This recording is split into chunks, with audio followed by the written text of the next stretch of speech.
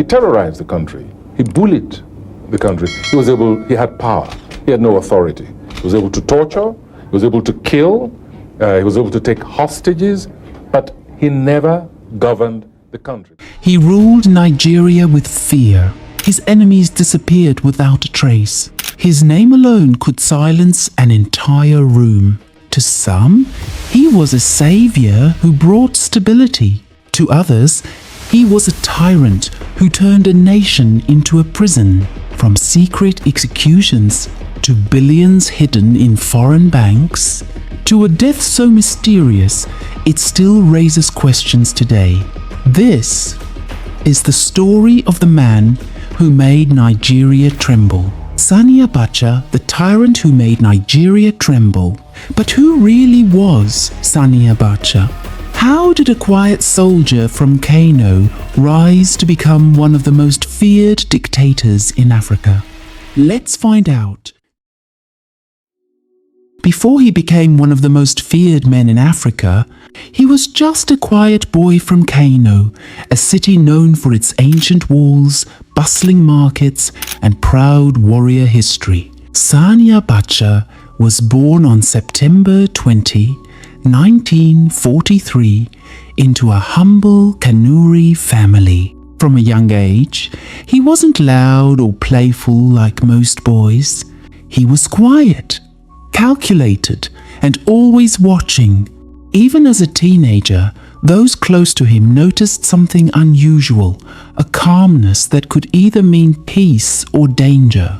In the early 1960s, while Nigeria was preparing for independence, Abacha was preparing for something else, which was power. He joined the Nigerian Military Training College in Kaduna and later trained at the famous Mons Officer Cadet School in England. There, he learned not just how to fight, but how to command. His instructors described him as disciplined, emotionless, and fiercely loyal to the uniform. By the time he returned to Nigeria, the country had changed, and so had Abacha. Nigeria was young, restless, and already sinking into political chaos. Coups and counter-coups shook the nation, and behind some of them stood the young, calculating soldier from Kano. Abacha played a quiet but crucial role in the 1966 counter-coup, the one that brought General Yakubu Gowon to power. Years later, he again resurfaced, this time helping to overthrow the civilian government of Shehu Shagari in 1983 and bringing Major General Muhammadu Buhari to power. While other officers sought fame or attention, Abacha stayed in the shadows, silent, loyal, and dangerously patient. No one knew it then, but this soft-spoken soldier, this man who almost never smiled, was quietly studying the game of power, and soon he would master it. By the early 1980s, Nigeria was a nation in turmoil. Civil unrest, corruption, and political instability had become the norm. But for one man, chaos was not something to fear, it was an opportunity. Sani Abacha had quietly carved a reputation as a man who could get things done in the shadows. His peers began calling him the Silent General, a soldier who spoke little, observed everything, and struck with precision when the moment was right. In December 1983, that reputation was put to the test. The civilian government of Shehu Shagari had failed to control the country's spiraling problems. Alongside other officers, Abacha helped orchestrate the coup that brought Major General Muhammadu Buhari to power. He wasn't the public face of the operation, he didn't even seek the glory. But behind the scenes, his strategic mind had been crucial. 2 years later, in August 1985, Abacha again played a pivotal role, this time in the coup that removed Buhari and elevated General Ibrahim Babangida. For many, Coups were chaotic, dangerous, and unpredictable. For Abacha, they were calculated moves in a game he had mastered. Step by step, he became indispensable to Nigeria's military politics, thereby becoming a man both respected and feared by those who knew him. Some whispered that he never forgot a slight, never overlooked a weakness. Others marveled at his discipline, his focus, his ability to plan years ahead. By now, one thing was clear. This quiet, disciplined soldier from Kano was no ordinary officer. He was a man shaping the future of Nigeria, quietly, silently, and dangerously. And yet, despite all his power behind the scenes, the world had no idea what was coming. By 1993, Nigeria was a nation at a breaking point. The country had promised democracy with the presidential election of June 12, 1993. Millions believed that freedom was finally within reach. But the hope was crushed when the election was abruptly annulled. General Ibrahim Babangida, under pressure from the military and political elite, stepped aside, leaving the country in uncertainty. Ernest Shonekan, a civilian, was appointed to lead an interim government. But he was fragile, weak, and widely unpopular. It was in this chaos that Sani Abacha saw his moment. The silent general moved decisively. In November 1993, he struck. Without warning, he dissolved Shonekan's government. And, in a single shocking act, he declared himself head of state. On live radio, Abacha delivered his infamous words: "The government has been dissolved. The nation is now under the control of the armed forces of Nigeria." The announcement sent shockwaves across the nation. Politicians, citizens, and the world watched in disbelief as a man, once in the shadows, now claimed absolute power. He was no longer the strategist behind the scene. Abacha was now the central figure. Fear replaced hope.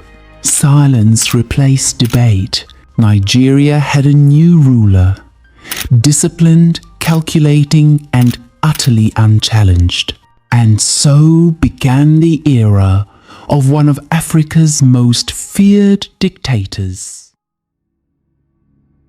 When Sani Abacha took power, Nigeria changed overnight. The nation that had once dreamed of democracy now lived under the shadow of absolute military rule. Streets once bustling with debate and laughter became quiet. Fear had a name, and it was Abacha. Political opponents vanished without explanation. Some were jailed. Some were tortured. Others simply disappeared. Among those who challenged him, two names still echo today, and they are Ken Saro-Wiwa, the outspoken activist who fought for the rights of the Ogoni people, executed in 1995 despite international protests, and MKO Abiola, the man whose victory in the June 12 election was annulled, arrested, and imprisoned, a symbol of the silenced voice of the people. Across the nation, the press no longer dared to speak freely. Newspapers were shut down. Journalists were threatened. Every word, every story was carefully monitored. Rumors of secret prisons and brutal interrogations spread like wildfire. Ordinary Nigerians learned to whisper their thoughts, fearing that even casual criticism could bring unimaginable consequences. In these years, the country learned the cost of unchecked power. Wealth flowed to Abacha and his inner circle, while the rest of the nation suffered in silence. Families lived in fear, protests were crushed, and hope became a dangerous thing.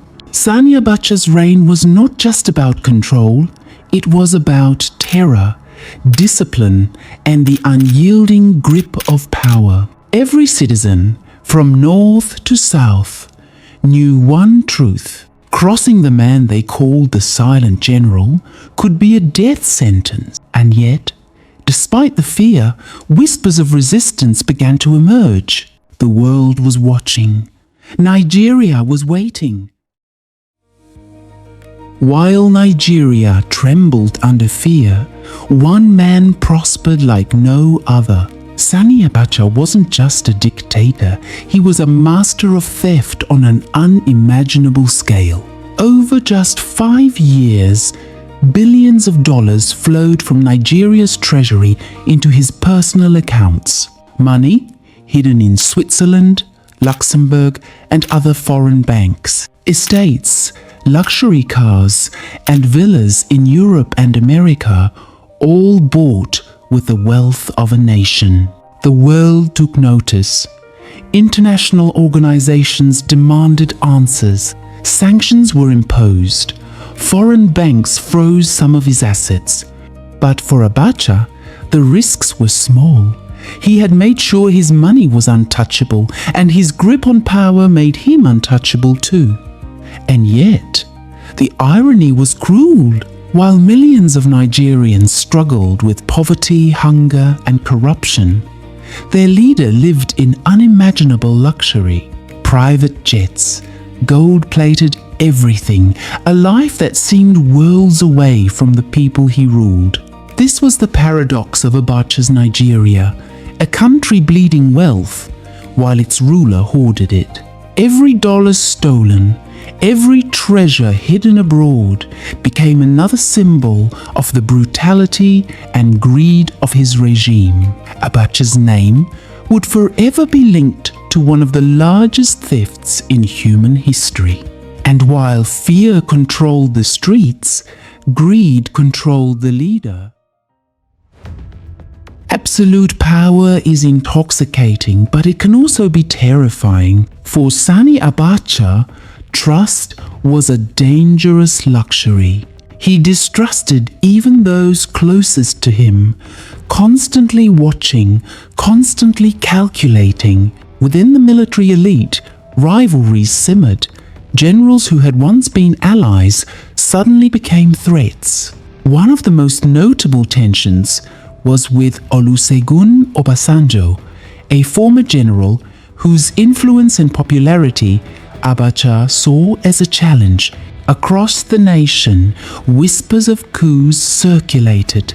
Some were real, some were imagined, yet each one strengthened Abacha's obsessions. He surrounded himself with loyalists, reshuffled commands, and crushed dissent before it could grow. Propaganda became a key weapon. Newspapers praised his leadership. State television projected him as a hero of stability. Posters, speeches, and carefully staged appearances reinforced the image of a strong, untouchable leader. But behind the scenes, fear ruled. Soldiers, politicians, and even friends knew that one misstep could mean imprisonment, or worse. Despite his wealth and power, Abacha's world was isolated. A world where enemies lurked in every corner, where allies were watched, where loyalty was never assumed. This was the world of Sani Abacha, a man feared by millions, and yet haunted by the very people he trusted. On June 8, 1998, Nigeria awoke to a shock that would shake the nation to its core. Sani Abacha, the man who had ruled with fear, who had silenced dissent and amassed unimaginable wealth, was dead. The circumstances of his death were strange, and immediately the rumors began. Some whispered of a heart attack. Others told darker tales, including the infamous Apple and Women story that spread like wildfire. No one knew the full truth. And perhaps no one ever would. Across Nigeria, the reaction was immediate and mixed. Citizens who had lived in constant fear whispered prayers of relief. Families of victims, long silenced, felt a sudden rush of hope. And yet, there were those who mourned like his allies, family, and some in the military who feared the power vacuum. Overnight, a nation that had been paralyzed by fear was forced to imagine a new future. The streets buzzed with uncertainty. Questions hung in the air. Who would take control? Could Nigeria survive the sudden change? Abacha's death was more than the end of a man's rule. It was the collapse of a carefully constructed world of fear. And in that moment, Nigeria glimpsed the possibility of freedom. Sani Abacha ruled Nigeria for just 5 years, but the shadow he left behind would linger for decades. After his sudden death, the world began to uncover the full extent of his plunder. Billions of dollars stolen from the nation he was supposed to serve were traced to secret accounts abroad. Years of legal battles, recoveries, and negotiations followed as Nigeria tried to reclaim what had been lost. Meanwhile, Abacha's family remained untouched by the nation's suffering, living in wealth and comfort while millions struggled. Their luxury served as a stark reminder of the injustice that had defined his rule. But the legacy wasn't just about money. It was about fear, trauma, and a nation forced to confront the depths of corruption and tyranny. Across Nigeria, even decades later, the name Sani Abacha still evokes whispers of caution, anger, and disbelief. Parents warn their children. Politicians tread carefully. Citizens remember. His reign became a symbol, a lesson in what happens when power is unchecked, when fear is weaponized, and when greed goes unchallenged. The man who once made an entire nation tremble is gone, but his shadow still haunts Nigeria. Sani Abacha ruled Nigeria for just 5 years, but his shadow still haunts the nation. Millions lived in fear. Billions were stolen, dreams of freedom and democracy were silenced. And yet, even decades later, the memory of his rule reminds us of a simple truth. When power is absolute, freedom dies. His story is more than a history lesson. It is a warning, a reflection, and a reminder that corruption, greed, and tyranny can touch every life. If you found this story eye-opening, hit the like button, share it with others, and subscribe for more untold Nigeria history that remind us of the past, to understand the present, and to shape the future.